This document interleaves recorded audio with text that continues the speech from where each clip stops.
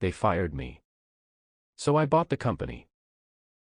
I was 24, fresh out of school, working at a small tech company. I wasn't the smartest in the room, but I was the hardest worker.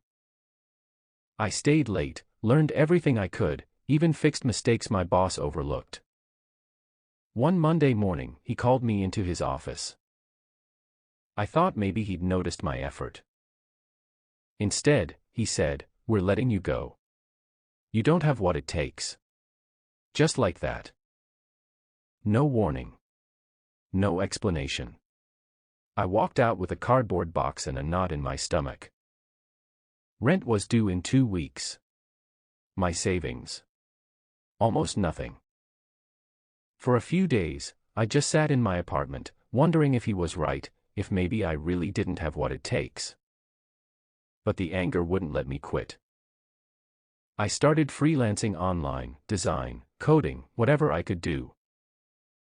The pay was terrible at first, barely enough for groceries. But I kept going. Some months I slept on the couch at my friend's place because I couldn't cover bills. Other months, I lived on instant noodles just to save money. But each project taught me something new. I built a reputation. Clients started coming back. One small gig turned into a steady contract.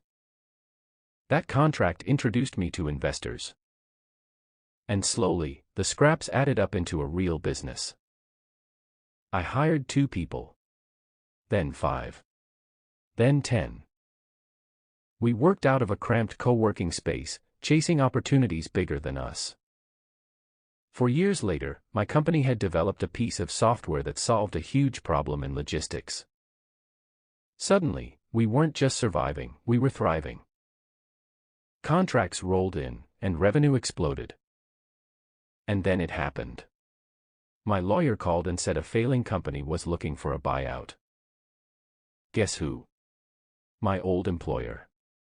The same place that told me I didn't have what it takes. I signed the papers, and a week later, I walked through those same doors. Only this time, not as an employee, but as the owner. The look on my old boss's face. Priceless. He didn't even have words. I just smiled and said, "Guess I had what it takes after all." They fired me to crush me. Instead, they built the fire that made me unstoppable.